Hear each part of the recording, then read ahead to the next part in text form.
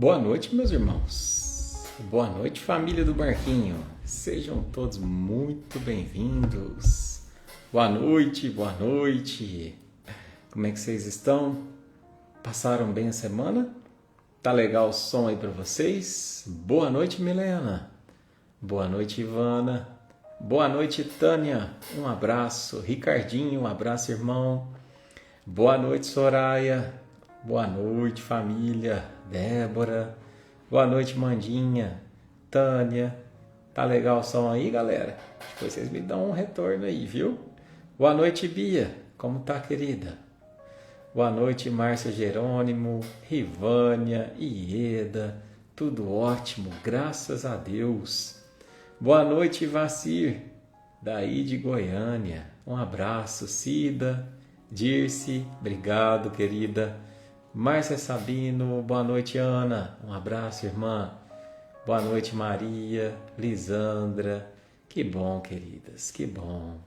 Como é que vocês passaram? Tá todo mundo bem? Como é que a gente chega aqui hoje nessa live? Coração tá feliz? Coração tá angustiado? Coração tá precisando de Jesus? Sempre estamos, né?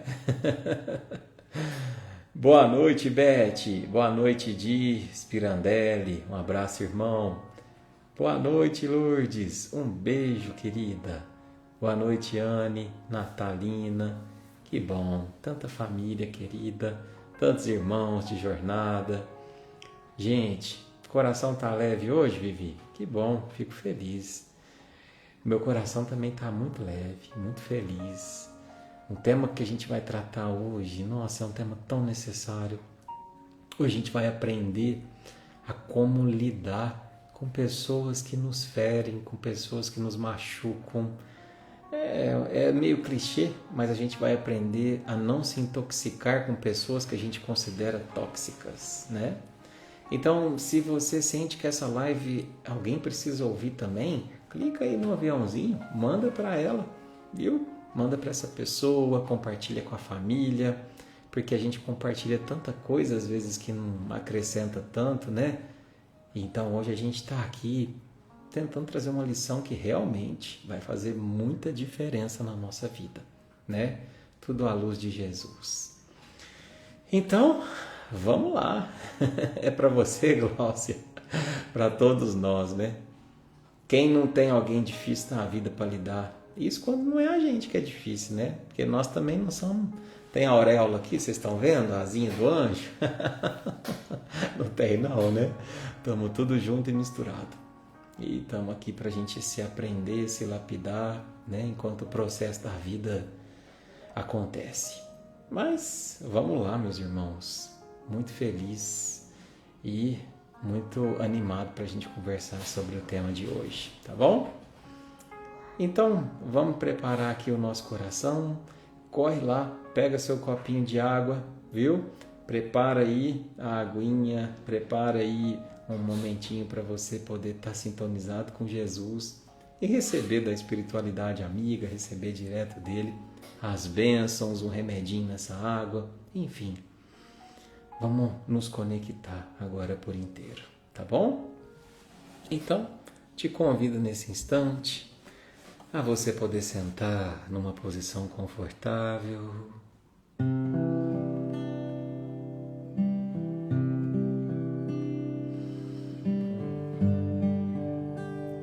A gente respirar. Eu sei que a gente passou às vezes o dia um pouco desconectado, um pouco mais apreensivo. Às vezes a gente não chega aqui com a melhor das sintonias.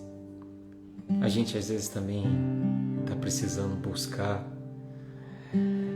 se reiniciar, se reencontrar. Então esse é um espaço de cura.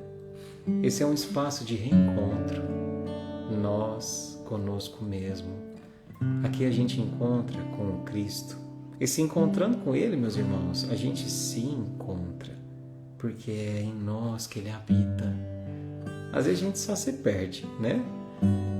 Dessa nossa intimidade, dessa nossa conexão. Mas a gente está aqui para recuperá-la, para voltar a ser a nossa melhor versão, para aprender, para amar, para crescer, para viver. E que essa canção possa servir como um remédio ante a certeza de que o amor será sempre a melhor mensagem, a melhor lição. Ama, que o amor eleva, viverás na terra sem tocar o chão.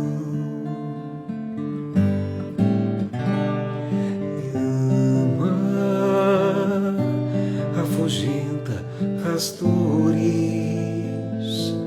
pensamentos, flores te envolverão. Ama, que a natureza e toda a beleza é fruto do amor.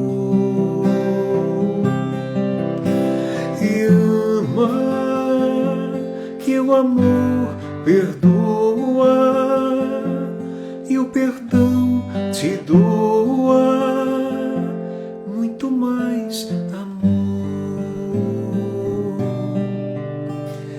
Ama, pois a lei divina que o Mestre ensina é a lei de amor.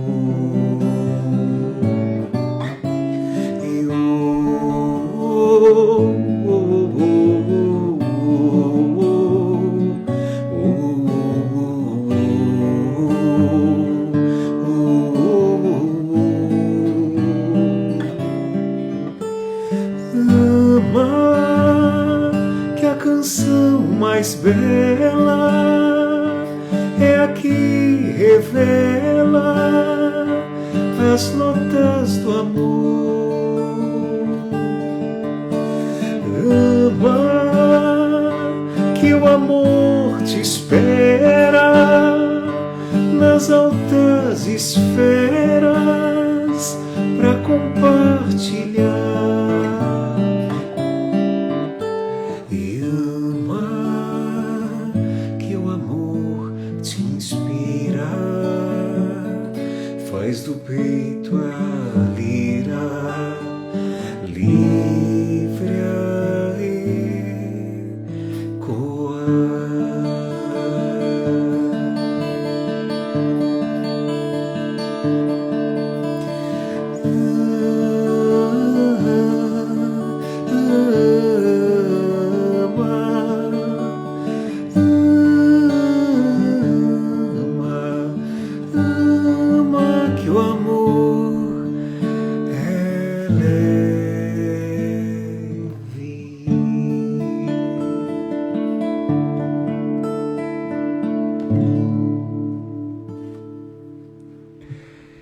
É isso aí, meus irmãos. Ama, que o amor é leve. Boa noite.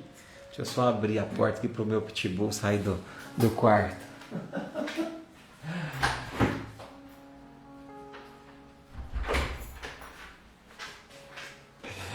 Eita, nós! E aí, família? Como é que vocês estão? Todo mundo bem? Chegando aqui no nosso barquinho.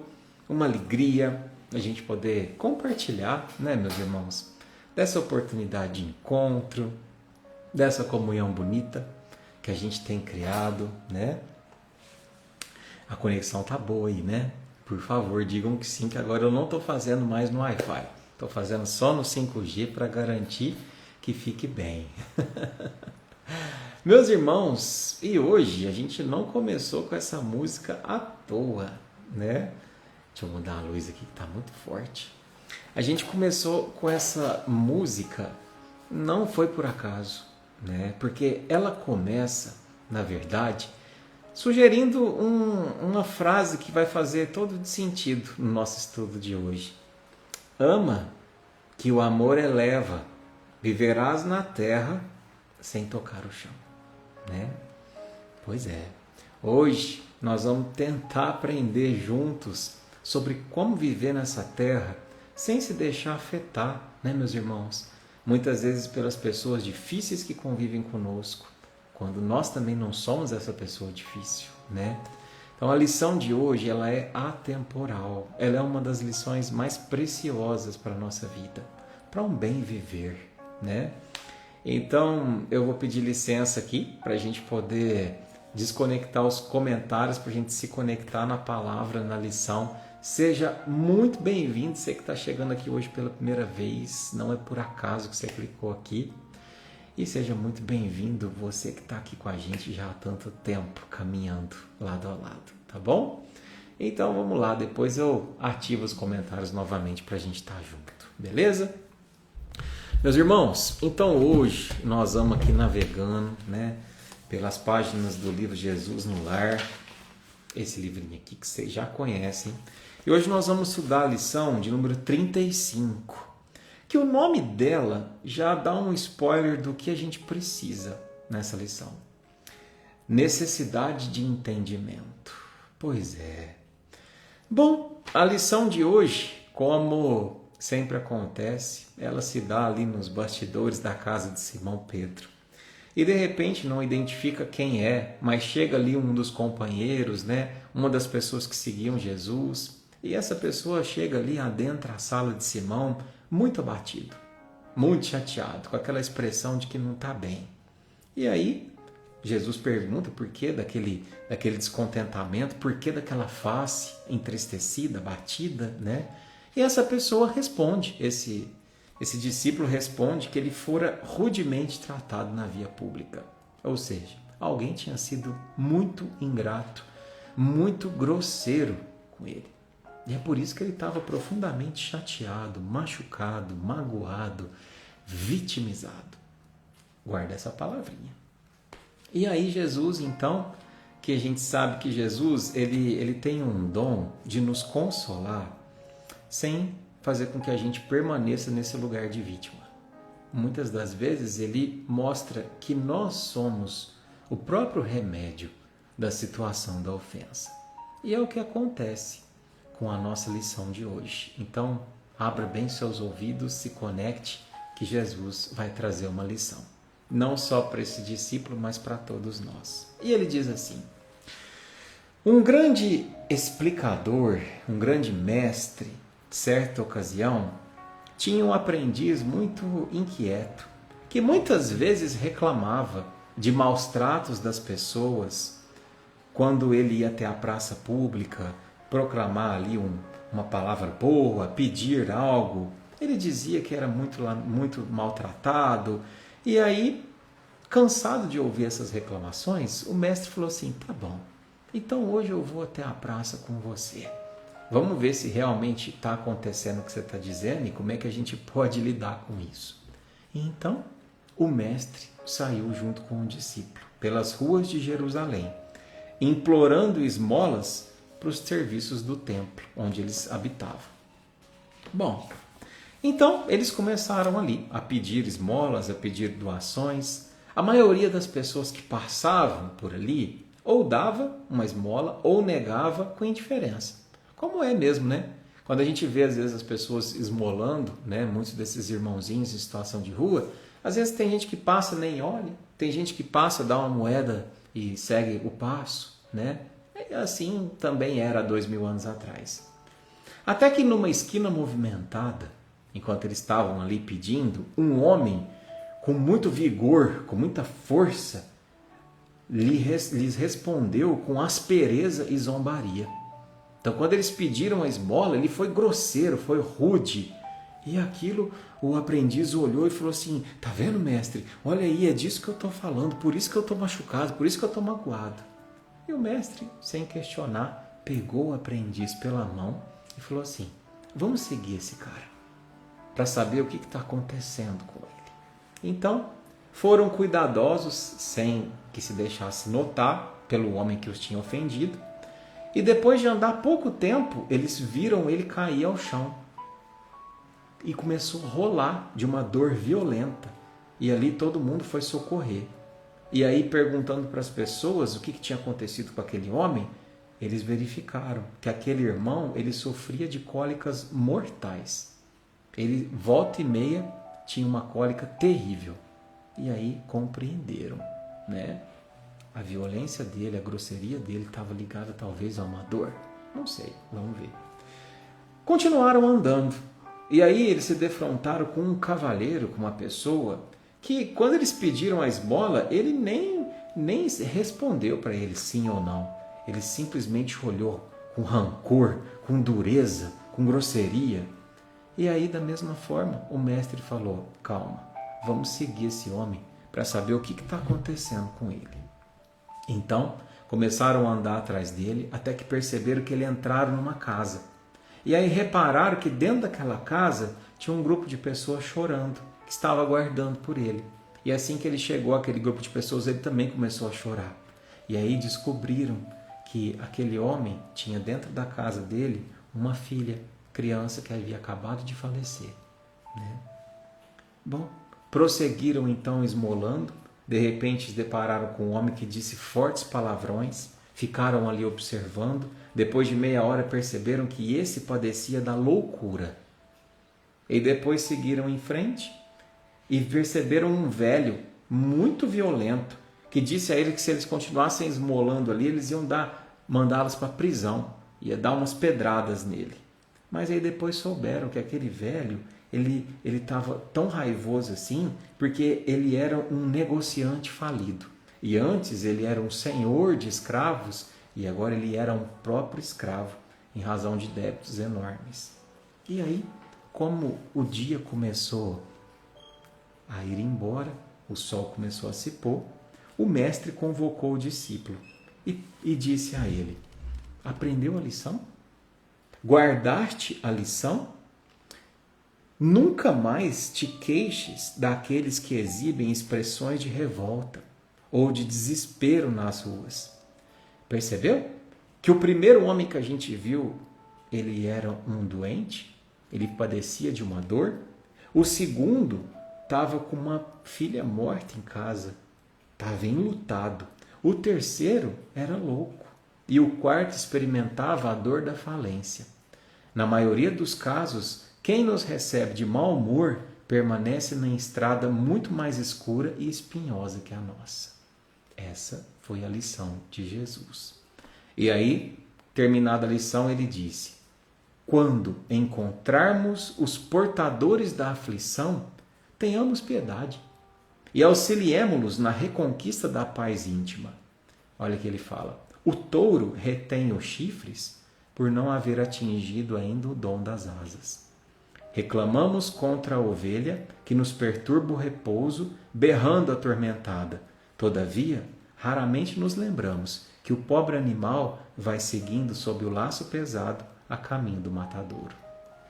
Gente, eu fico impressionado com quanto que as lições desse livro são atuais. Nossa, Eduardo, mas assim, por que você acha que é atual?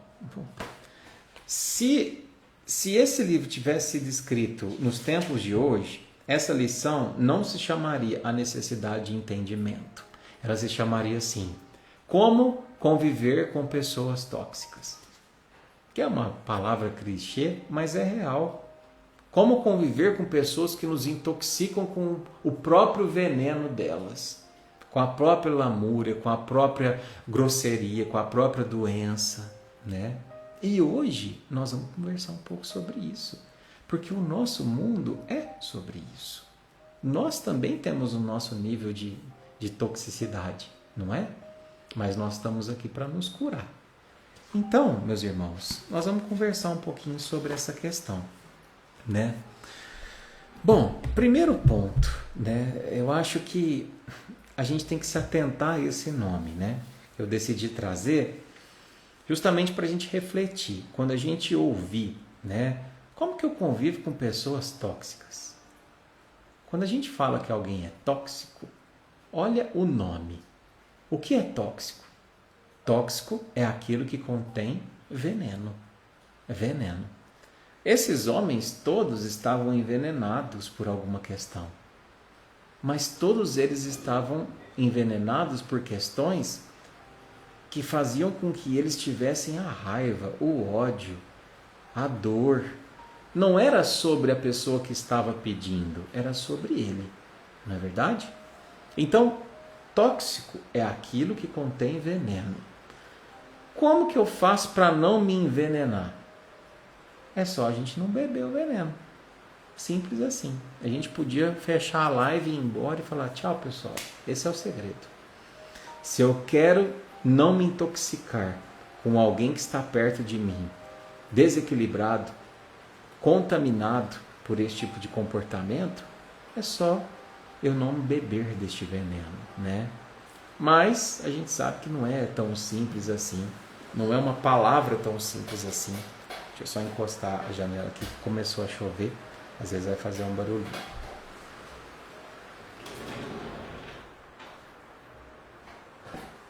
Bom, então, nós vamos conversar um pouquinho hoje, né? Talvez uma das lições mais importantes para a gente poder lidar com esse tipo de pessoa é a gente entender que esse tipo de pessoa, elas raramente mudam por circunstâncias externas, por influência externa.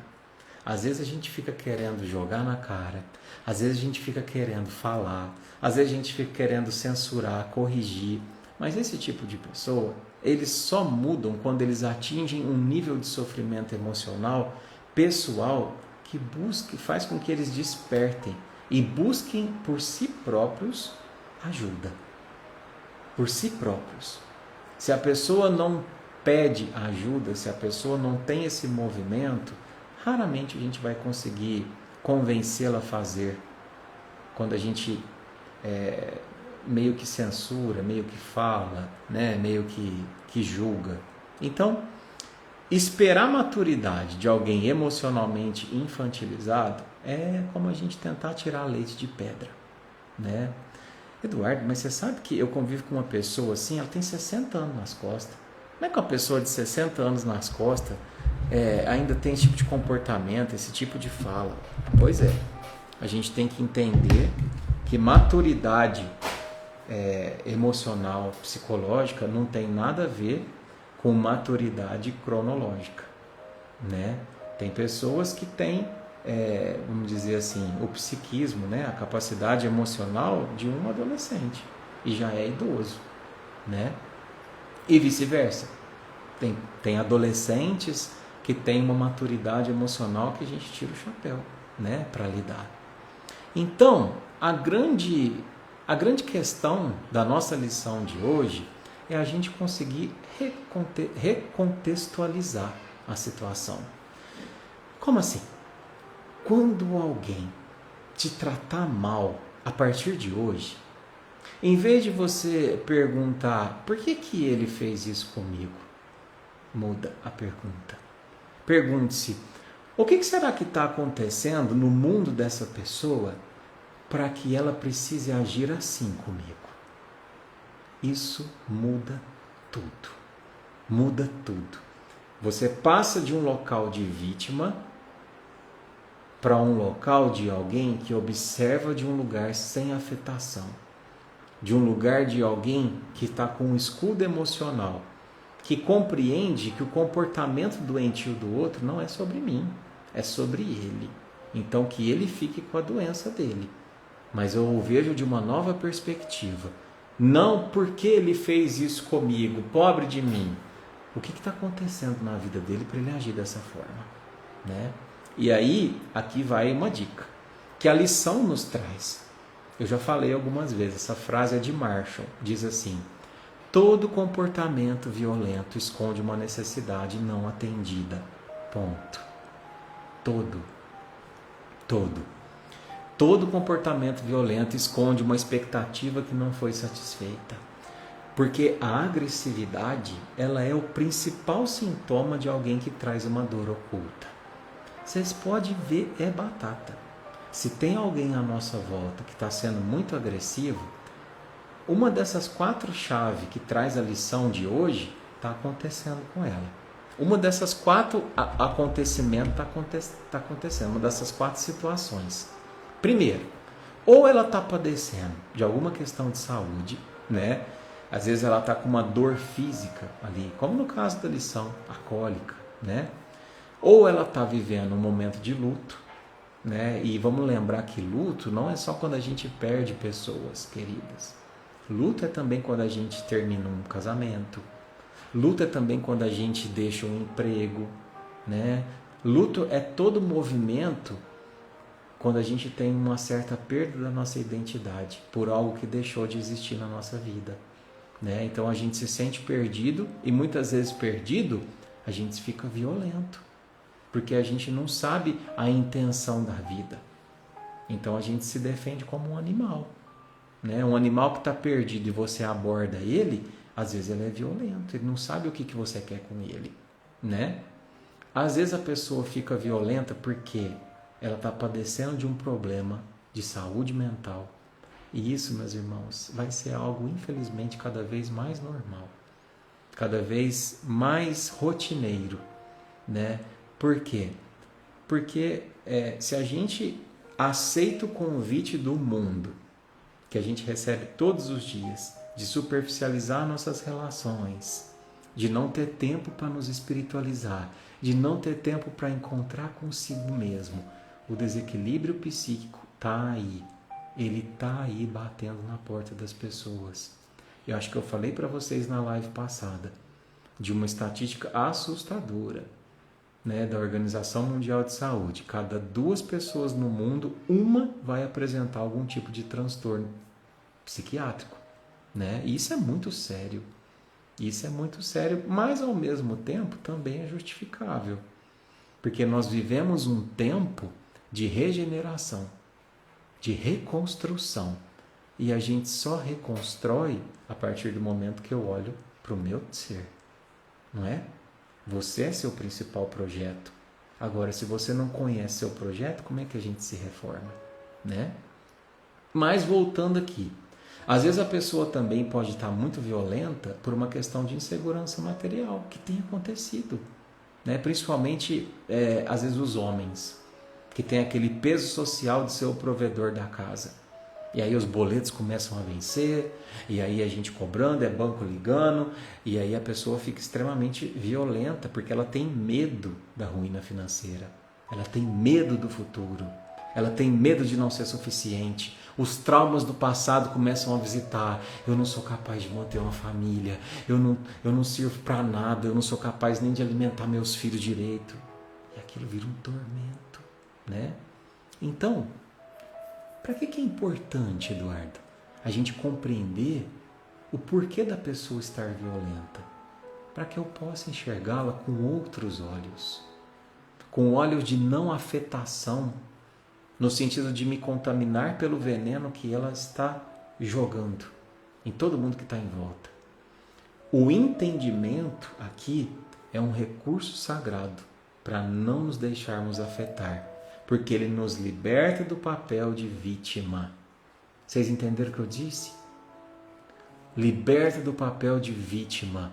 O outro me maltrata, o outro me machuca, ai, tem a ver comigo, porque ele fez isso comigo, eu sou uma pessoa tão boa. Não tem a ver com a gente. E quando a gente entende que não tem a ver com a gente não se ofende. E quando a gente não se ofende, a gente mantém a nossa paz. Percebe como é uma escadinha? O entendimento faz com que a gente não se afete. Não se afetar faz com que a gente não se ofenda. E o não se ofender mantém a nossa paz, né?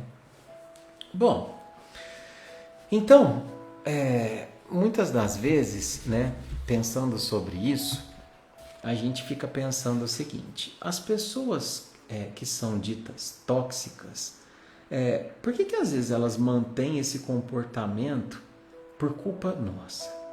Por culpa da gente que convive. Porque a gente alimenta esse comportamento, essa toxicidade delas, né? Então, por exemplo, Quando eu disse para vocês que a pessoa tem um veneno e basta a gente não beber esse veneno, significa o quê? Que se você se descontrola diante de uma ofensa, se você grita de volta, se você chora, a pessoa inverte o jogo e muitas vezes aponta para você como sendo desequilibrado da história. É ou não é? Vocês já foram, por acaso, conversar com uma pessoa assim, que estava com todos os motivos para ser criticada, com todos os motivos para ser responsabilizada e no final das contas você que saiu errado? Você que saiu como vilão da história? Pois é. É que quando a gente age da mesma forma, entra na mesma sintonia, a gente tende a perder, a gente tende a falhar, né? Então, como é que a gente lida com pessoas assim? A gente lida planejando a nossa reação antes mesmo do conflito acontecer. Porque, sinceramente, cá para nós aqui, nós 300, a gente não sabe quando a gente vai lidar com uma pessoa que a gente tem que pisar em ovos. Aquela pessoa do trabalho. Você sabe, não sabe? Aquela pessoa delicada da sua família. Você sabe, não sabe? Então, quando a gente precisa conviver com esse tipo de pessoa, qual que é a estratégia? É a gente planejar a nossa reação antes do conflito acontecer. Eu vou encontrar com essa pessoa, então eu vou me preparar para isso, né? Eu vou fazer uma prece, eu vou respirar, eu vou entender que eu não posso, eu não devo entrar na zona de conflito dela, porque isso diz respeito a ela. E aí eu acabo usando a estratégia, a razão, em vez da impulsividade. Não é? Quem fazia isso?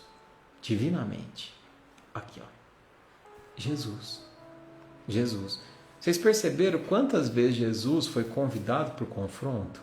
E todas as vezes que as pessoas colocavam ele ali numa sinuca de bico, né?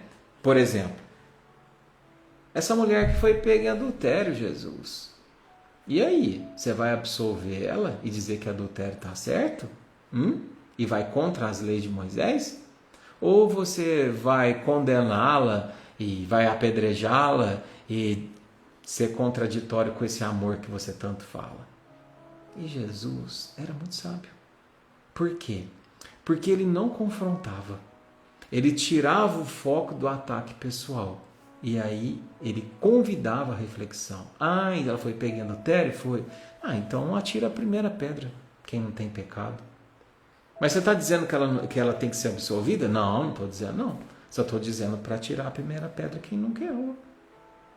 Percebe? Como ele convida as pessoas à reflexão e não bate de frente. E a gente tem o péssimo hábito, meus irmãos, de bater de frente. E quando a gente entra na sintonia do nosso agressor, você se colocou num lugar que você é atingível. Você se torna atingível. Esse que é o problema.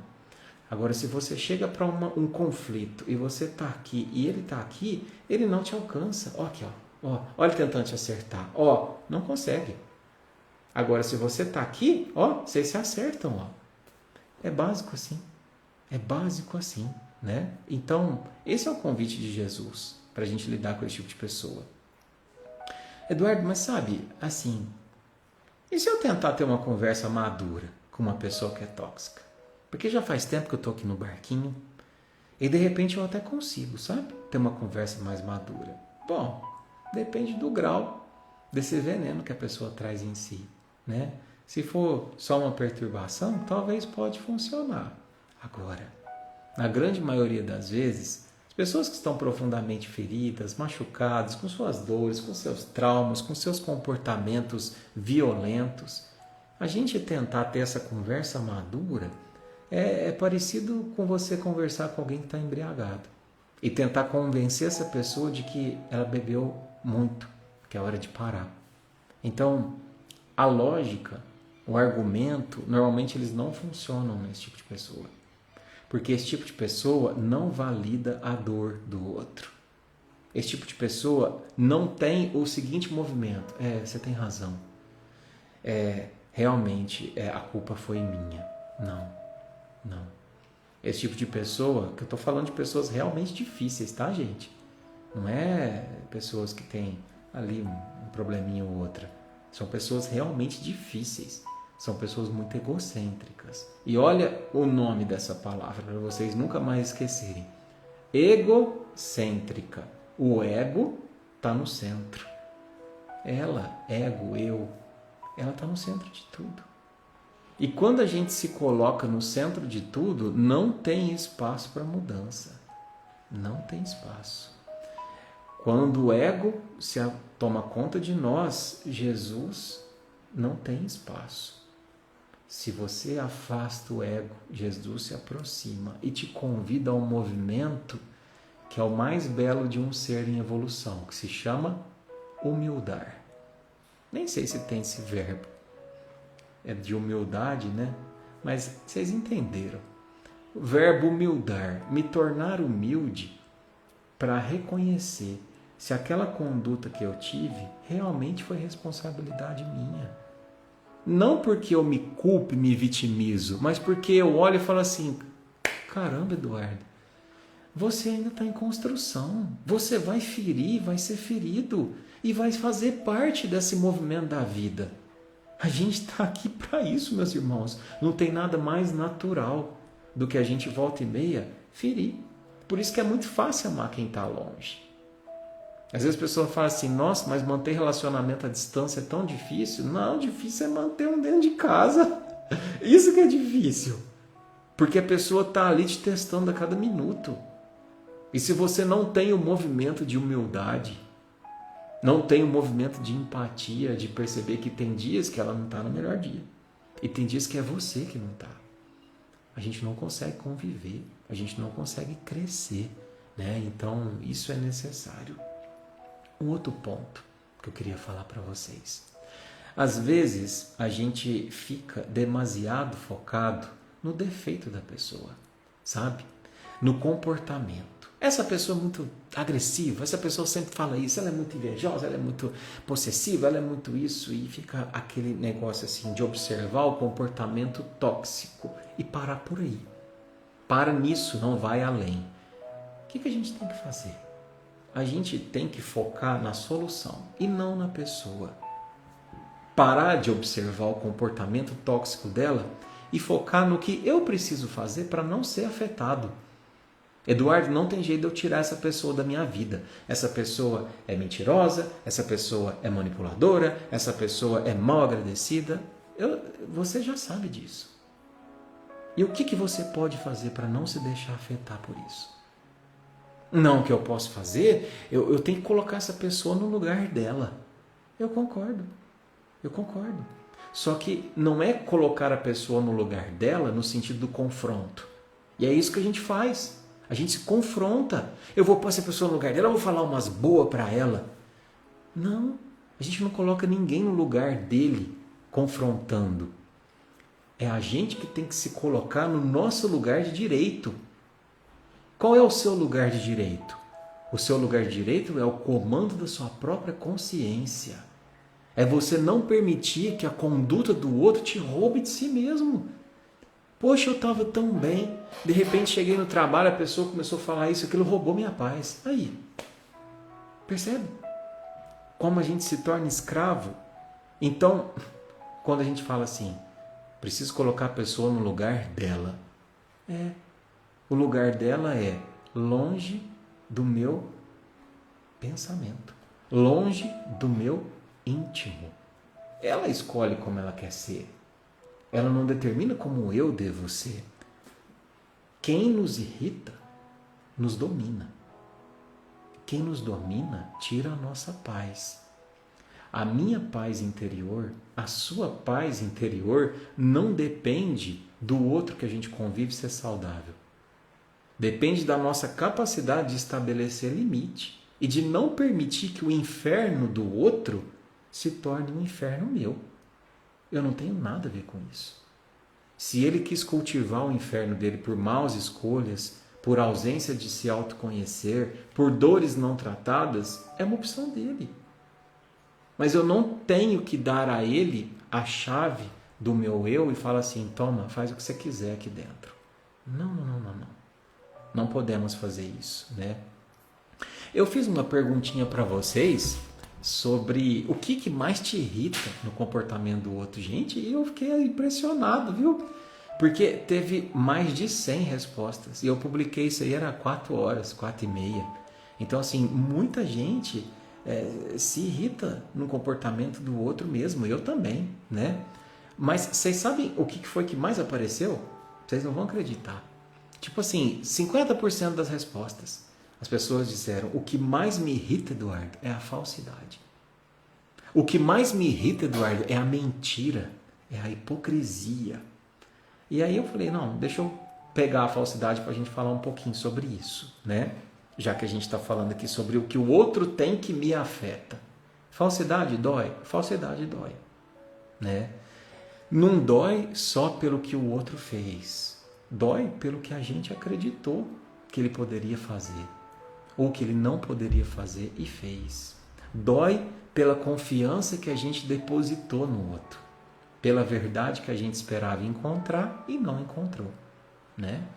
Quando alguém é falso com a gente, a primeira reação que a gente tem quase sempre é querer entender onde foi que eu errei? O que eu fiz para eu merecer ter feito isso comigo? Não é verdade, meus irmãos? E vocês identificam o que tem nessas duas perguntas? Onde foi que eu errei? O que eu fiz para merecer isso? Vitimismo. Vitimismo. Não tem nada pior para o espírito que vitimismo, né? Mas a psicologia nos ensina uma coisa libertadora. Devolver a falsidade para o falso, né? Porque a falsidade, ela quase nunca nasce da força. Não é porque a pessoa que é falsa com você é forte e você é fraca. Pelo contrário. A falsidade, ela nasce da insegurança, da dificuldade que o outro tem de ser inteiro. Isso não significa que é um espelho do teu valor. Então, quando o outro mente para você, não é porque você não é digno de confiança.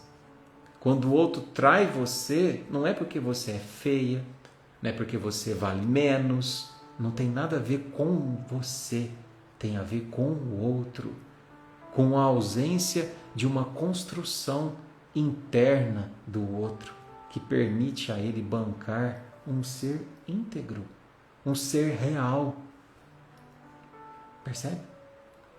Espiritualmente, toda falsidade é uma prova silenciosa. Uma prova do quê? Uma prova que mostra quem o outro é, né? E ali naquele instante a vida nos pergunta, tá bom, quem o outro é você já sabe, mas quem você vai ser? Porque se eu respondo com ódio, com sarcasmo, com desejo de expor, com desejo de ferir, eu permito que a atitude do outro roube o que a gente tem de mais importante nessa vida, que é a nossa paz, que é a nossa paz. Por isso que às vezes a maior maturidade não está em confrontar o outro, mas em enxergar, em perceber, em ajustar o lugar que aquela pessoa ocupa na nossa vida. Às vezes a gente dá poder demais para alguém que nos oferece afeto de menos. Então às vezes a gente precisa pôr mais limite, menos entrega, menos exposição nas relações. Tem gente que sai com uma pessoa 15 dias, um mês, e já dá a chave do seu eu na mão da pessoa e fala, faz o que você quiser comigo. Não, você é precioso. Não tem a música que diz? Você é precioso, mais raro que o ouro puro de Ofir, né? Então, limite não é rejeição. Limite é amor próprio. Às vezes a pessoa mente para nós, às vezes a pessoa trai a nossa confiança porque a gente alimenta essa ilusão, né? Então, lembra, eu não controlo o caráter do outro, né? Eu controlo a minha resposta. A falsidade é um fato externo. O sofrimento começa quando eu deixo isso atingir a minha identidade, quando eu deixo isso me endurecer. Porque às vezes a gente começa a desconfiar, uma pessoa nos trai, uma pessoa mente, e aí tem um grande risco aqui. o risco de eu me tornar aquilo que me feriu. Então a pessoa foi falsa, eu viro alguém que desconfia de todos. A pessoa mentiu para mim, eu passo a viver na defensiva. E aí, sem perceber, a falsidade vence, porque ela me transforma. Por isso que a resposta mais elevada que a gente tem que ter para a falsidade não é gritar, não é provar, eu vou mostrar quem estava certo, quem estava errado, nem devolver na mesma moeda. A resposta é o silêncio consciente, é a postura, é seguir com o teu coração limpo. Se o outro mentiu para você, o problema é dele. Ele que tem que lidar com a falta de autenticidade, porque não tem nada pior do que a gente não se pertencer. Mas você se pertence. Você está construindo uma verdade. A duras penas. Não é fácil a gente bancar, mas é entender que a gente precisa seguir com o coração limpo, mas com os olhos abertos. Eu vejo, eu entendo, eu escolho não me perder. Porque no fim das contas, a maior vitória não é a gente desmascarar o outro, é a gente permanecer verdadeiro a nós mesmos, fiéis aos nossos princípios, que a gente custa construir, né? Mas não dá o poder do outro roubar de nós a construção que a gente já fez, né? Muitas das vezes eu falo que para a gente lidar com esse tipo de pessoa difícil na nossa vida, a gente tem que se atentar aos nossos próprios pontos fracos. São calcanhares, né, de Aquiles, como tem aquela lenda do calcanhar, né? Aquiles era aquele semideus que você podia fazer com ele o que você quisesse. Podia jogar uma flecha no coração, podia dar uma espadada na cabeça, ele não morria. Ele só tinha um lugar que era frágil, que era o calcanhar. E a gente também tem esse lugar que é frágil. Qual é o nosso calcanhar de Aquiles? São feridas que ainda não foram olhadas. São feridas que ainda não foram cuidadas. E essas pessoas difíceis, elas têm um talento especial em identificar qual que é a nossa ferida e cutucar. E muitas vezes a nossa ferida é a da rejeição, né? Você não... Aí, por isso que ninguém te quis. É a ferida da autoestima. Nossa, mas essa roupa tá estranha em você. Nossa, mas você envelheceu. Nossa, mas olha como é que você era bonita nessa foto. Percebe? E a gente, numa fragilidade gigantesca, a gente cai. A gente cai. Porque a pessoa olha para a nossa fragilidade antes da gente ter olhado. Então o problema não é o dedo que aperta, é a ferida que ainda dói, né? Por isso que é importante, eu já falei algumas vezes aqui, a autoestima real, ela não flutua com elogio e nem com a crítica.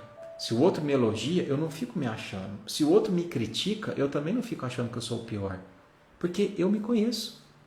A autoestima, ela precisa ser baseada no nosso autoconhecimento, na nossa autoaceitação. Eu me conheço. Eu sei que eu não sou tão ruim quanto meus inimigos pensam que sou e nem tão bom quanto meus amigos acham que sou, né? Por quê? Porque eu já abri minhas gavetas antes do outro abrir.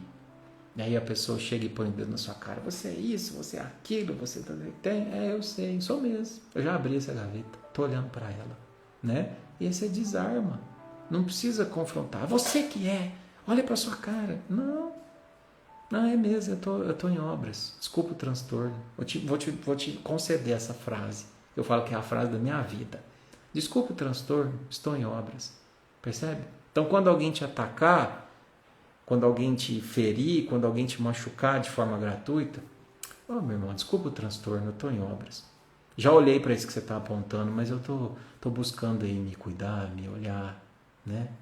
E é isso. E por fim, fala na lição, né, meus irmãos, que o mestre ensina que o touro tem chifres porque ele não tem asas, né? Ou seja, não adianta a gente cobrar o voo de quem ainda está no chão da ignorância.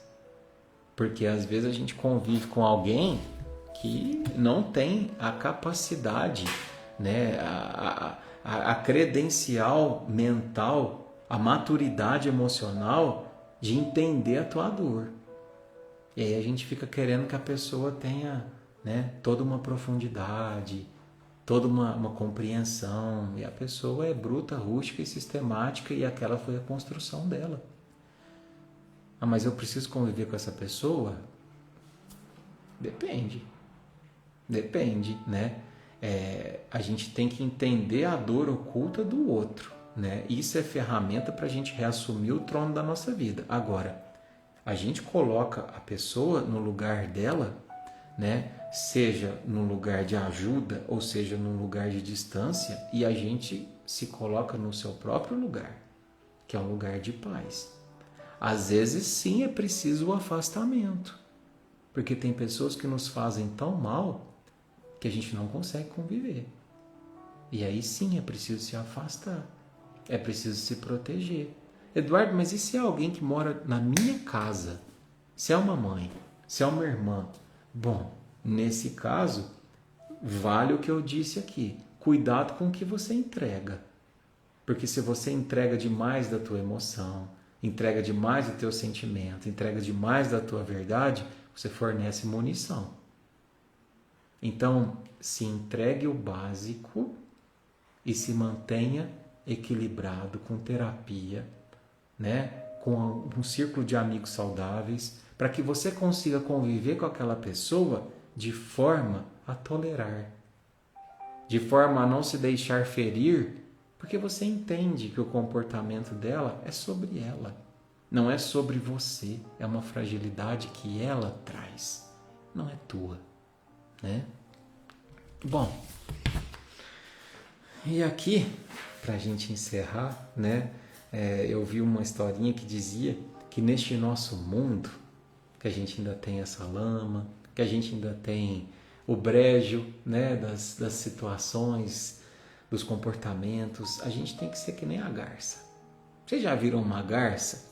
Ela normalmente caça em lugares de lama, de brejo, mas a gente nunca vê ela suja de barro. Ela mantém ali, a plenitude. Ela não altera a cor das suas penas, ela não altera a sua essência. E esse tem que ser o nosso desafio, a nossa conduta, né? Quando a gente entende que quem te fere está ferido, você não precisa se proteger com chifres, não precisa se equiparar àquela pessoa, porque você tem asas, asas da compreensão, asas da compaixão, asas da não afetação. Você olha para aquela pessoa e ao invés de você ter raiva, você tem piedade. E aí você pensa assim, caramba, eu já fui exatamente como ela é. E como era triste quando eu reagia dessa forma. Quando eu resolvia os conflitos da minha vida dessa forma. Mas agora eu não quero mais. Mas agora eu percebo que eu mereço. E eu estudei e eu me esforcei para estar um nível além. Para conseguir uma nova forma de habitar este mundo. Como diz a música, amando. Amando, fazendo com que este amor me permita viver na terra sem tocar o chão. O chão do ódio, o chão da pequenez, o chão da vaidade, né? E aí eu fecho com uma historinha da irmã Dulce, não sei se vocês conhecem, mas a irmã Dulce, uma certa vez, ela era muito conhecida por pedir, né? Ela vivia os projetos pedindo para as pessoas. E muitas pessoas tinham raiva dela pedir. Ela ia de um em um para os empresários, para os políticos, para os comerciantes. E uma certa vez, ela chegou para um homem e estendeu a mão e falou assim, o senhor tem alguma coisa para os pobres? Para os meus pobres? E ele pegou e cuspiu na mão dela. O que a gente faria? Depois dessa lição que a gente estudou junto aqui, meus irmãos, vai lá. Você estendeu a mão e a pessoa, ao invés de dar algum mantimento, algum dinheiro, alguma coisa, gospe na sua mão. O que você faria? Pois sabe o que ela fez? Ela limpou o cuspe, falou assim, isso aqui que o senhor me deu é para mim e para os meus pobres. O senhor tem alguma coisa? Percebe? Percebe como ela era dona de si mesma? Percebe como a doença do outro não intoxica ela? E esse é o nosso desafio, meus irmãos. É não se permitir contaminar pelo sangue do outro, por feridas que ele traz, que eu não tenho nada a ver com isso. Nada a ver com isso. É a gente se limpar e falar assim, bom, isso aqui não é para mim, vida que segue, vou pro próximo.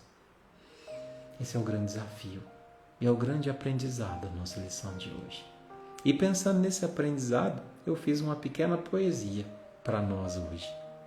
Eu queria ler para você. Eu chamei ela de Altar do Entendimento. E diz assim: não julgue o espinho sem ver a raiz. Há dores ocultas num rosto infeliz. Um luto, uma falta, uma mente a vagar, o peso do medo fazendo gritar. O grito do outro é um pedido de ajuda, da alma que sofre e no escuro se enclausura. É o bolso vazio, é a carne doente, é o caos que habita o trono da mente. Não beba o veneno na taça de prata. A ofensa só fere, a ofensa só mata, se você rasga o pano da compreensão e entrega à discórdia o seu coração. O sábio é a garça no meio do lodo, mantém sua alvura, escapa do engodo. Convive no pântano, mas sabe voar, pois entende que o ódio é não saber amar. A paz não é a ausência de gente difícil, é manter o equilíbrio em meio ao precipício. É olhar o agressor com o olhar do perdão, ver que ele é a vítima da sua própria prisão. É isso, meus irmãos queridos. Espero que a gente tenha aprendido um pouco mais na nossa live de hoje, nessa lição tão necessária, né, meus irmãos? Eu desejo tanto que a gente tenha um pouquinho mais de sabedoria para seguir com essa caminhada, sem se deixar afetar, porque a gente está aqui tentando se curar já faz tanto tempo, né, meus irmãos? A gente permitir que as pessoas adoecidas que ainda não se olharam, nos adoeçam também, e todo o processo de cura que a gente se fez vá por água abaixo, não é razoável, né? Então, se cuida, se ama, se protege, se imuniza com Jesus. Essa é a melhor vacina que a gente pode ter nessa vida, né? E eu quero encerrar a noite de hoje com uma canção.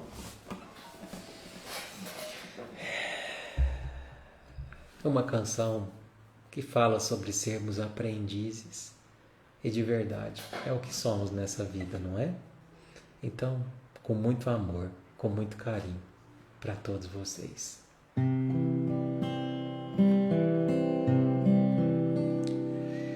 Eu preciso aprender um pouco aqui. Eu preciso aprender um pouco ali.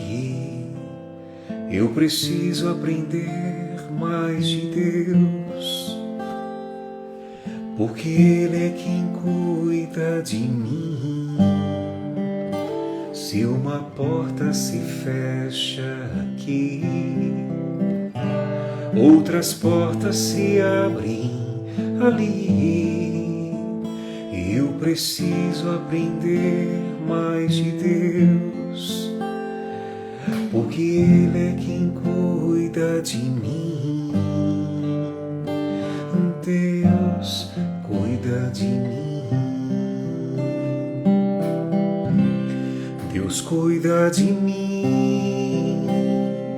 Na sombra das tuas asas, Deus cuida de mim. Eu amo a tua casa e não ando sozinho, não estou sozinho, pois sei que Deus cuida de mim.